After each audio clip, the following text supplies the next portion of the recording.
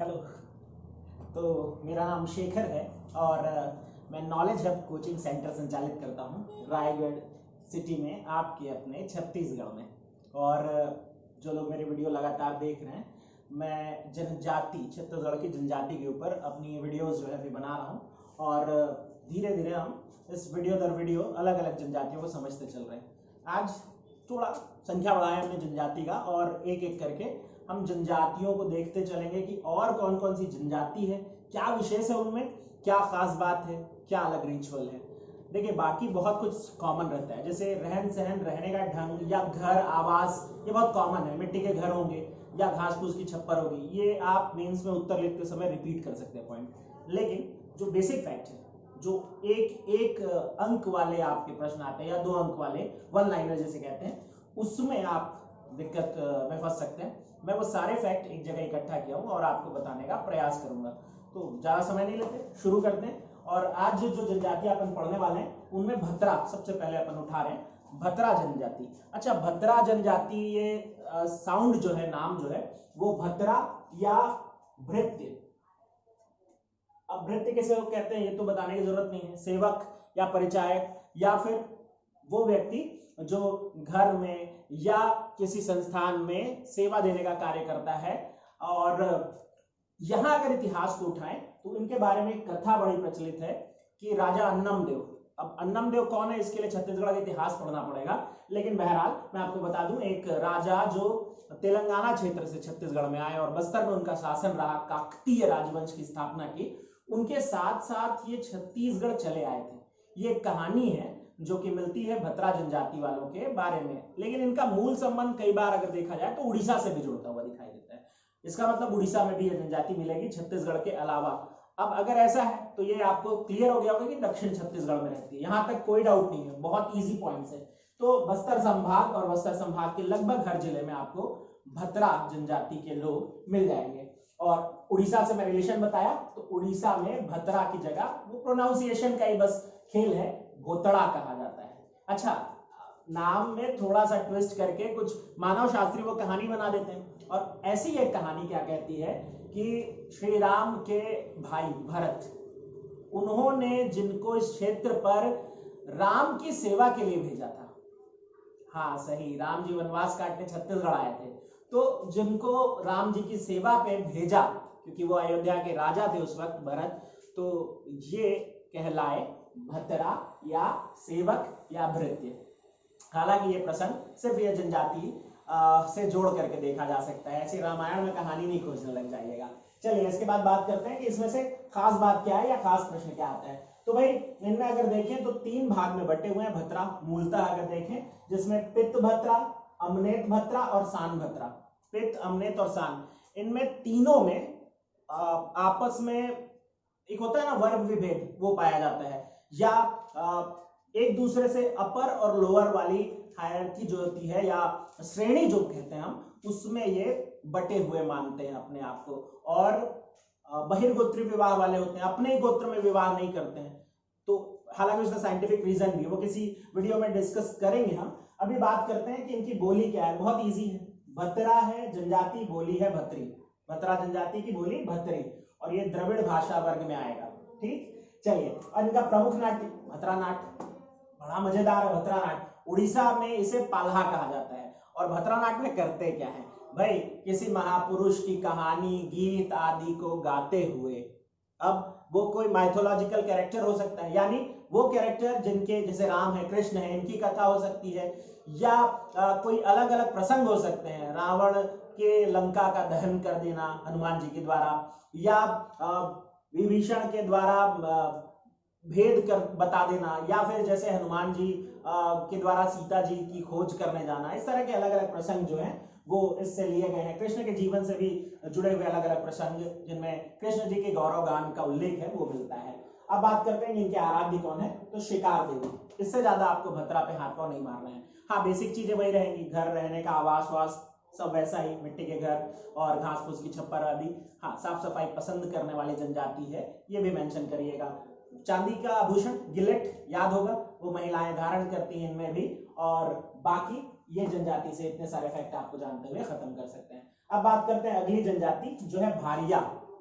अच्छा, भारिया इसको भुइहर या भूमिया भी कहते हैं, कंफ्यूज मत होइएगा।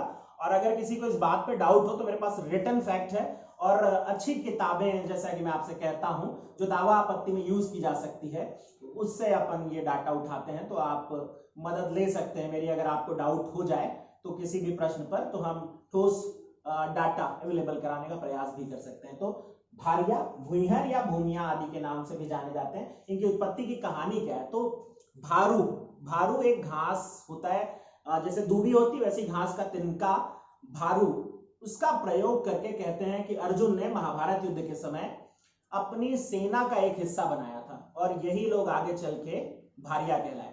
ये कहानी क्या है भाई? कहानी बहुत सिंपल सी है। कौरवों की सेना बहुत बड़ी थी, बदले में पांडवों के साथ कृष्ण जी थे।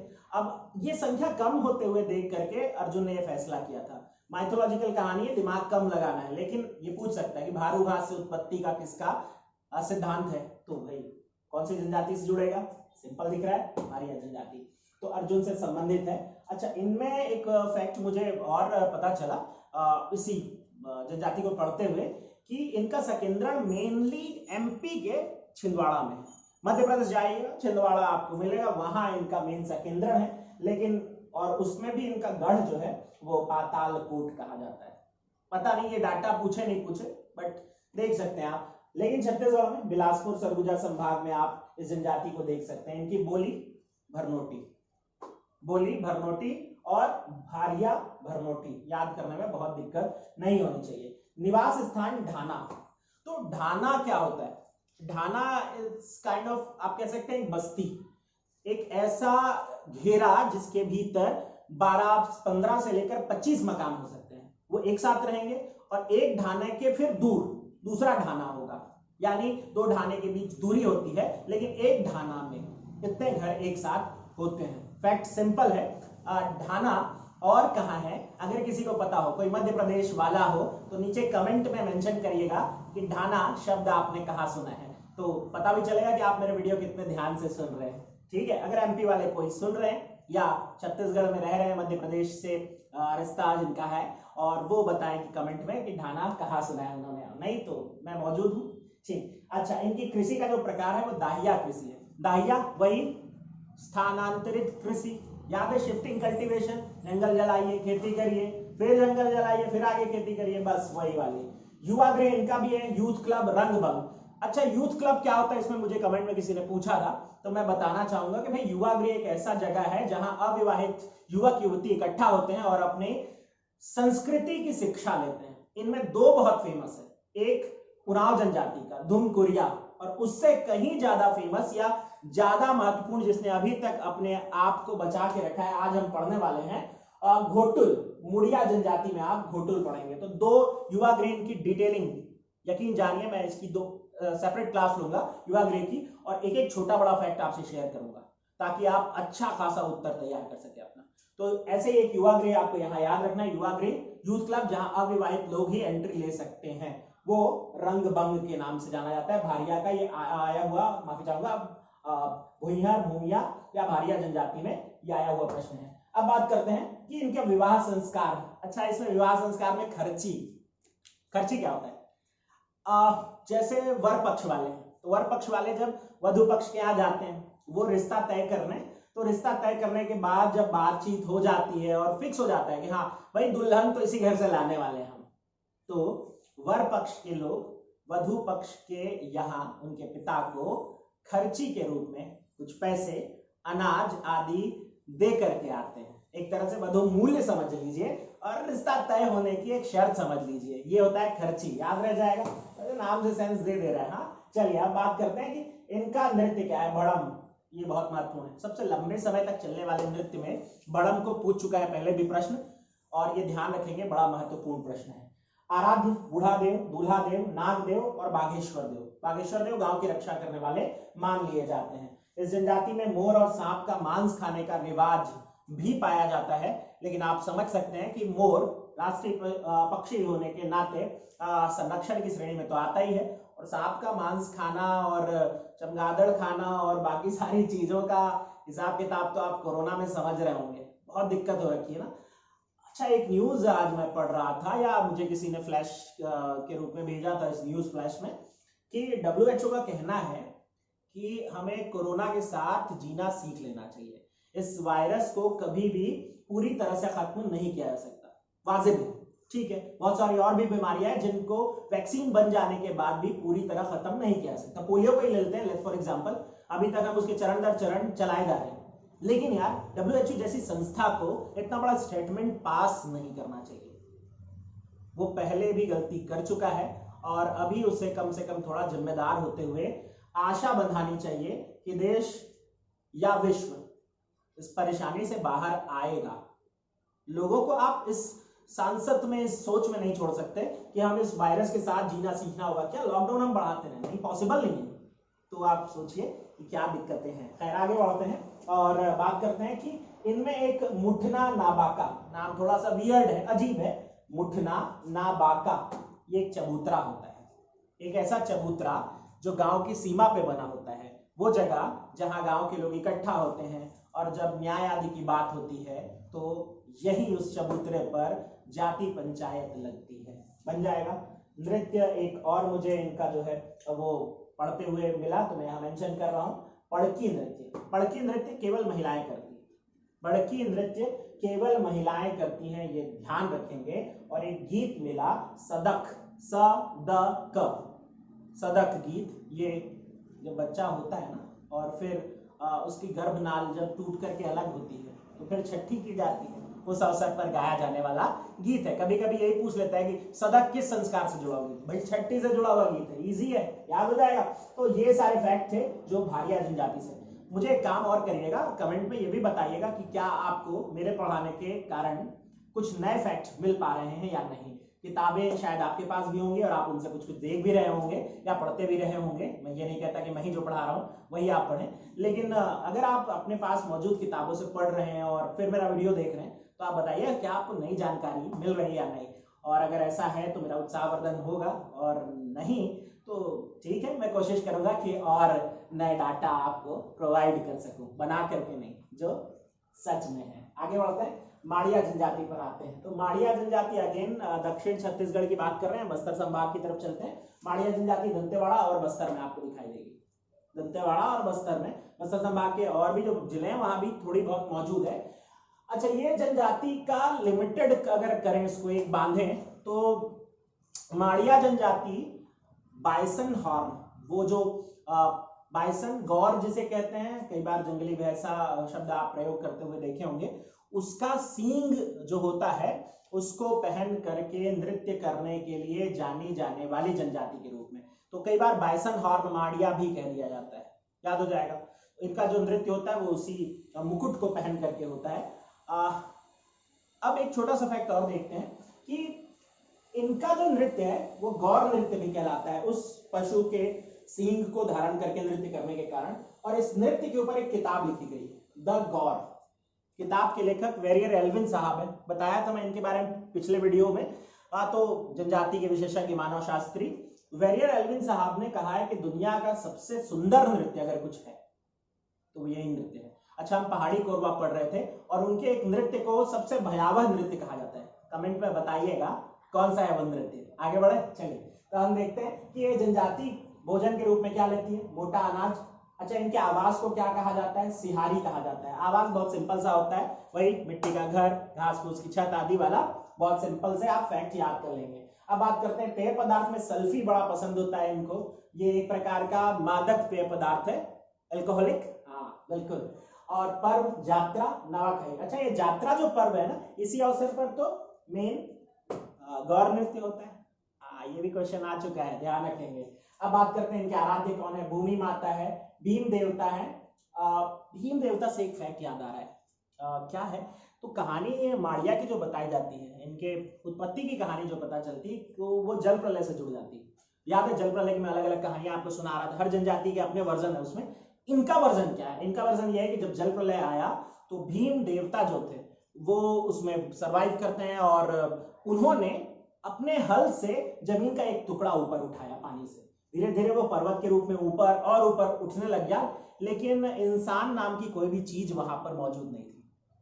अब उन्होंने नजर घुमाई, देखा आसपास की शायद कुछ दिखे और वो किसी सभ्यता को विकसित कर सके। उन्हें उस बीच कुम्हड़ा, हाँ ये कुम्हड़ा क्या होता है छत्तीसगढ़ के लोग जान रहे होंगे, उन्होंने उसको तोड़ा और उस बीच से एक नर और एक नारी निकले और उन्होंने फिर इस जनजाति समुदाय को आगे बढ़ाया, ये कहा जाता है। बस्तर इनका केंद्र रहा और बस्तर में वो जगह जहां ये किस्सा कहा जाता है वो है पालनार। इसीलिए माड़िया जनजाति वालों का पूर्वज स्थल, आदि स्थल या प्रमुख स्थल पालनार माना जाता है।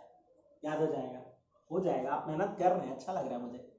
रिस्पांस बहुत अच्छा है आप लोग का, बहुत बहुत धन्यवाद। आप साथ जुड़े हुए हैं, ये मैं रिमाइंड करा रहा हूँ क्योंकि मुझे बहुत खुशी होती है कि सब्सक्राइबर बढ़ते हैं या जब आपके कमेंट्स मुझे आते हैं और आप मेरा उत्साहवर्धन करते हैं, तो बहुत बहुत धन्यवाद। फिर आगे बढ़ते हैं अगली जनजाति, मूड़िया जनजाति। अच्छा, मूड़िया जनजाति पे मानव शास्त्रियों ने 2-3 थ्योरी दे रखी है। एक थ्योरी मूड़, मूड़ को अगर शाब्दिक रूप में कहें तो मूल से भी जोड़ा जाता है। मूल यानी आदि या जो सबसे पुराना है, तो कहा जाता है कि मुड़िया जनजाति वो जनजाति जो सबसे पुरानी है। ऐसा मुड़िया जनजाति के बारे में एक फैक्ट एक मानव शास्त्री ने कहा। दूसरा एक फैक्ट है, मूड़ का मतलब होता है पलाश, पलाश के वृक्ष से उत्पन्न बन जाएगा। ये प्रश्न आया है, पलाश वाला, वो मूड़ वाला नहीं, याद रखना है।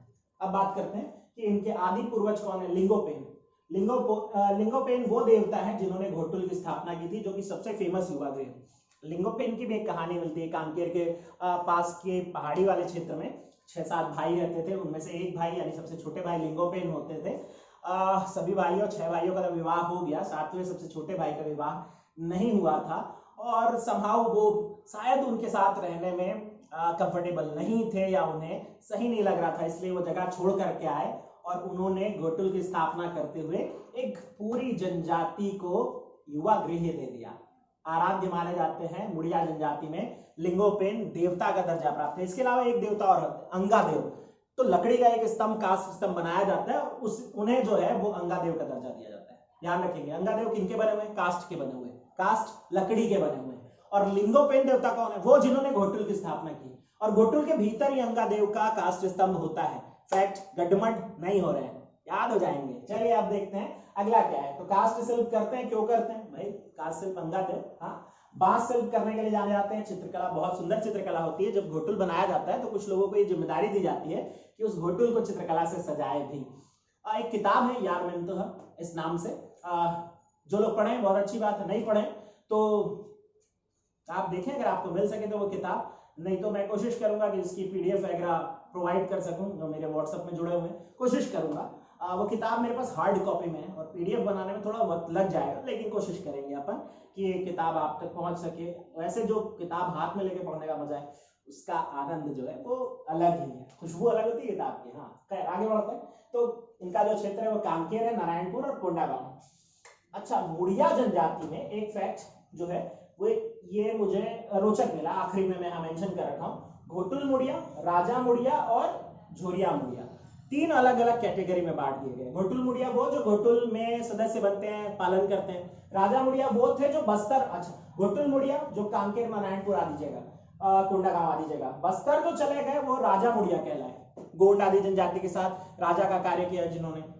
उनके साथ जो सेवक के रूप में गए या उनके सहायक के रूप में गए वो झोरिया मुड़िया कहलाए। 3 अलग अलग हो गए, घोटुल मुड़िया, राजा मुड़िया और झोरिया मुड़िया। आगे बढ़ते हैं, बात करते हैं इनके आराध्य, अभी बता चुका लिंगोपेन और अंगादेव।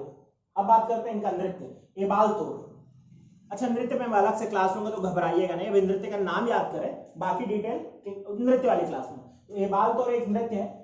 मांदरी एक नृत्य है जिसमें मांदर की थाप पे होता है। मांदर एक वाद्य यंत्र है। पुष्कोलांग एक नृत्य, ये प्रश्न आ चुका है, पुष्कोलांग पुराने पेपर चेक करिएगा, बहुत महत्वपूर्ण क्वेश्चन है। और कक्सार नृत्य, ये 4 महत्वपूर्ण नृत्य आप देख पा रहे हैं जो कि इस जनजाति में बिलोंग करते हैं। नाट्य अगर देखें तो माओपाटा एक नाट्य है जो शिकार से जुड़ा हुआ है, ये भी प्रश्न आ चुका है। ऐसे एक अनाल पाटा होता है जो कि मृत्यु से जुड़ा हुआ गीत है। अब बात करते हैं, जाति पंचायत इनकी होती है और उसके मुखिया को मांझी कहा जाता है। इनके ऊपर एक किताब भी लिखी गई है मुड़िया जनजाति पे। और मुड़िया and there ghotuls, some time क्या होता है कि कंफ्यूजन हो जाता है मुड़िया और माड़िया, तो मुड़िया and there ghotuls, remind it, याद करें, और बहुत कठिन नहीं है चीजें। मुड़िया एंड देयर घोटुल्स बहुत सिंपल है। अब बात करते हैं कि भाई इनके घर के सामने वाले हिस्से को क्या कहते हैं। ये मुझे बहुत इंटरेस्टिंग फैक्ट लगा इसलिए शेयर कर रहा हूँ। पूछेगा नहीं, मेंस में लिखेंगे तो मजा आएगा आपको भी, आपने कुछ अलग लिखा। घर के सामने एक खुला स्थल होता है, आंगन जैसा, उसमें मंडा या झाला कहते हैं। क्या होता है, बांस के आप उठा करके एक स्टैंड टाइप का बनाते हैं और उसमें घास फूस के या पेड़ की जो पत्तियां होती है वो छाते हैं, जैसे मंडप छाया जाता है उस तरह से, और ताकि वहां लोग बैठ सकें, सुस्ता सकें या आपस में चर्चा कर सकें। और उस जगह के बीच में एक स्तंभ गाड़ा जाता है, मध्य में लकड़ी का एक, देख पा रहे हैं, उसको कहते हैं पगाड़। ठीक बीचों बीच लकड़ी का एक खंभा गाड़ा जाता है। एक बहुत रोचक चीज और मुझे मिली, और अगर कभी बस्तर जाना हो तो आप देखिएगा, या आप में से कोई बस्तर के हो तो शायद आपने देखा हो, बताइएगा मुझे कमेंट पे अगर कोई बस्तर साइड से है और देखा है उन्होंने। तुम्बा जो होती है, लौकी जो होती है, उसको जब वो सूख जाती है तो उसका पानी इकट्ठा करने का एक पात्र बना करके घर के बाहर खूंटी में टांग दिया जाता है, ताकि जो राहगीर है प्यास लगने पर उससे अपनी प्यास बुझा सके। कितनी बेहतर सोच। सभ्य समाज में आप इस तरह की सोच देखना पसंद करेंगे, बहुत बढ़िया सोच। और चलिए आगे बढ़ते हैं। तो ये सारी फैक्ट यहाँ पर डन होते हैं। गुड़िया से मेरे ख्याल से हम कवर कर चुके हैं। परजा जनजाति पर चलते हैं। परजा जनजाति, इसकी उत्पत्ति की कोई कहानी नहीं है। परजा, राजा की जो प्रजा है वही परजा, बस ऐसा ही। और बस्तर, कोंडागांव, सुकमा, दंतेवाड़ा, आगे दक्षिण छत्तीसगढ़। इनका अन्य नाम धुरवा जनजाति के रूप में भी। अच्छा, धुरवा जनजाति से भी आगे जब छत्तीसगढ़ का इतिहास पढ़ेंगे तो हम इसमें भी एक फैक्ट जोड़ करके क्रांति जब पढ़ेंगे, छत्तीसगढ़ की जनजाति क्रांतियां, तो वहां एक फैक्ट डिस्कस करने वाले हैं। युवा गृह इनका भी एक होता है, धांगा बक्सर कहलाता है। अलग अलग युवा गृह आपने देखा, इधर रंगभंग आपने देखा था, उराव में आप धुनकुरिया देख चुके हैं, अभी एक घोटुल देखा, अभी एक धांगा बक्सर देख रहे हैं। इनका ग्राम का जो प्रमुख होता है उनके क्या कहते हैं, मडुली कहते हैं। हाँ, गांव के मुखिया मडुली कहलाते हैं। इनके पहचान क्या होती है, घर के बाहर पत्थर के देवता जो है वो स्थापित कर दिए जाते हैं। तो याद हो जाएगा, ये पहचान होती है, तो कभी जाएं तो ये सावधान रहे, और ये भी जाने कि भाई मुखिया का घर कौन सा है, आप वो देख करके पहचान सकते हैं। इसके अलावा इनमें कुछ शब्द हैं जो बड़े यूनिक है, अन्य जनजातियों में ज्यादातर ये नहीं दिखेगा, याद करने हैं। कैसे, जानी। जानी कौन होता है, इस जनजाति में धार्मिक कार्य कराने वाले व्यक्ति को जानी कहते हैं। धार्मिक कार्य, अब ये पूजा पाठ से लेकर के बाकी रिचुअल्स हो सकते हैं। दूसरा, भटनायक, शुद्धिकरण का काम। कई बार क्या होता है कि जनजाति में किसी तरह का यदि कोई गलत कार्य करे तो उसे जात बाहर कर दिया जाता है, उसका वापस शुद्धिकरण का कार्य करने का काम करता है भटनायक। याद हो जाएगा फैक्ट, जानी धार्मिक कार्य, भटनायक शुद्धिकरण। एक होता है दिसारी या गुरमेन। अच्छा, दिसारी या गुरमेन वैद्य होते हैं और अपने वैद्य से इलाज कराने का रिचुअल इनमें भी है, दिसारी या गुरमेन। याद हो जाएगा, ठीक। बहुत सारे नए नए शब्द मिल रहे हैं ना, लेकिन याद तो करना पड़ेगा यार, पढ़ना है तो इतना तो बनता है। अब एक शब्द और है, बिरयाना मुंडा। बिरयाना मुंडा, गांव की जो चौपाल लगती है उसे बिरयाना मुंडा कहा जाता है। हाँ, सरल फैक्ट है यार, 2-4 बार रिपीट करेंगे ना तो याद हो जाएगा। नोट्स बनाते चलिए साथ साथ, मेरा माने तो। और मेरे पढ़ाने के बाद यदि आप मेरी क्लास से जुड़े हुए तो भाई उसके बाद अपना नोट्स प्रिपेयर करके उसे एक बार बस दोहरा लीजिए, काफी होगा आपके लिए। और एग्जाम से पहले देख के भी जाना है ना। हाँ, चलिए फिर अगला क्या है, 4 प्रकार में बटे हुए हैं परजा। बड़ा परजा, खुंडा परजा, जोड़िया परजा, सोड़िया परजा। बड़ा, खुंडा, जोड़िया, सोड़िया। हाँ, बड़ा, खुंडा, जोड़िया, सोड़िया, सरल है यार। अब बात करते हैं इनकी बोली। परिज है, ये कभी पूछा नहीं लेकिन डांटा, बोला ना, जितना जान लो उतना बेहतर। इस जनजाति से इतनी सारी चीजें याद रखने की थी हमारे लिए, काफी। बस करते हैं इस पे, आगे बढ़ते हैं। हाँ, एक आमा खाई पर्व होता है परजा जनजाति में। हाँ, बहुत उत्साह के साथ मनाया जाता है। आम की नई नई फसल या नए नए फल जो है पक जाने के अवसर पर। हाँ बिल्कुल, याद रखेंगे, अब मौसम भी चल रहा है। नगेशिया, इंटरेस्टिंग। नगेशिया, नाग वाली फीलिंग दे दिया ना नाम से। हाँ बिल्कुल यार, तो कहानी भी वही है। कहते हैं कि किसी एक दंपति ने अपनी संतान को डिसोन कर दिया। संतान बहुत छोटी थी, जस्ट जन्म ही लिया था, लेकिन लोक लाज के भय से उन्होंने उस संतान को छोड़ दिया। बहुत तेज धूप पड़ रही थी और उस धूप से रक्षा करने के लिए सांप ने, जाहिर सी बात है नाग सांप ने, अपने फन को फैला करके धूप से उसकी रक्षा की।